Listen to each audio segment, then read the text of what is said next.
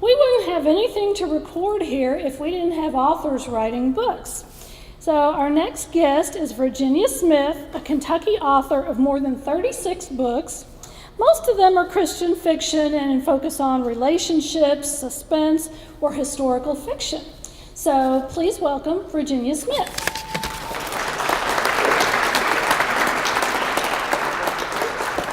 Thank you.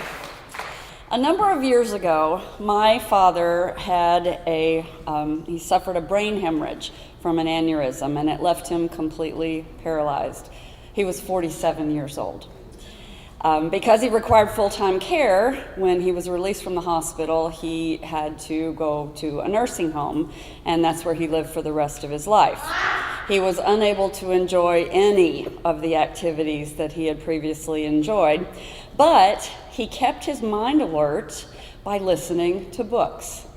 And he became a patron of the Talking Book Library. Now, Daddy really had not been much of a reader before his brain hemorrhage, but he loved getting those tapes in the mail. And yes, cassette tapes. He had one of those yellow machines, and he was paralyzed, remember, but so he had to have other people put the cassettes in and out for him, but the volume was a slider, one of those slider things, and Daddy had very limited movement of one hand, enough that he could slap his hand on that slider and push it up to push the volume up or pull it back down.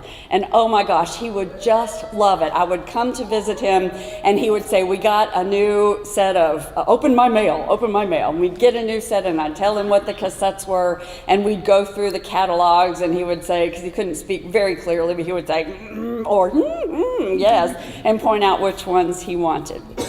Well, one day I went to the nursing home and Daddy was really upset because his machine was not working properly.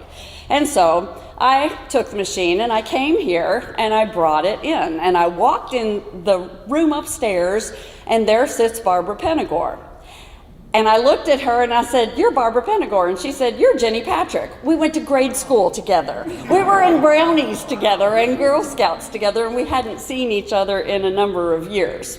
So as we got reacquainted, and I told her my father was a patron, and we talked about what had occurred in our lives, and she discovered that I had recently, I guess a few years before, quit my corporate career to become a full-time writer. And I think at that point I had 2 or 3 books out, I can't remember.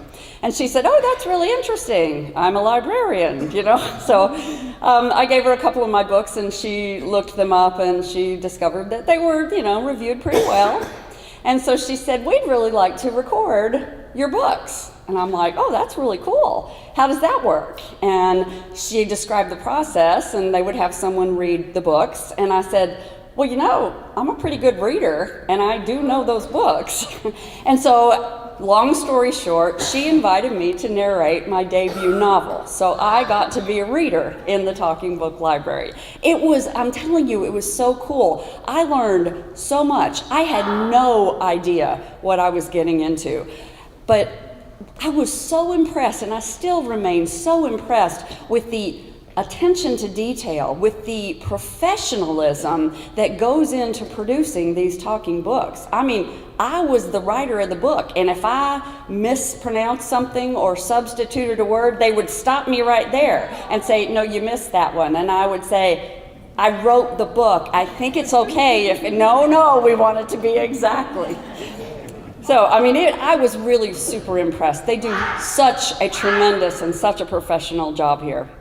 So the book came out, and of course my daddy ordered the first copy, and a couple days later I was going to Lexington to visit him, and I called the nursing home and talked to the nurse on staff and to find out if Daddy wanted me to bring anything when I came. And she said, are you the daughter that wrote the book? And I thought, oh, he's proud of me. I said, yes. Did he tell you about that? And she said, oh, we all know about you and your book. And I'm like, oh, how nice. So I got there about an hour later and I discovered the minute I opened the door why they all knew about me and my book, because my voice was echoing down the hallway from Daddy's room. And she said they kept going in there and turning the volume down. He would slap his hand on that slider and shove it back up. So everybody knew about me and my books.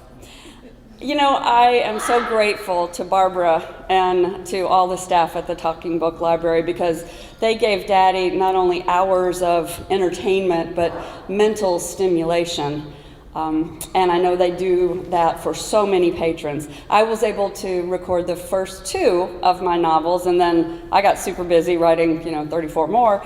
And so I know that other narrators have taken over, and I know at least one of them's here, and done many of my books. And I do tend to write a lot about my home state of Kentucky. And I'm told that the library patrons really do enjoy listening to my books. So it gives me a great deal of satisfaction that my work is being shared with people who might not otherwise get to enjoy what I like to do and what I love to do and my work. So thank you for all that you do. And thank you for inviting me to be a part of this 50th anniversary. This is exciting.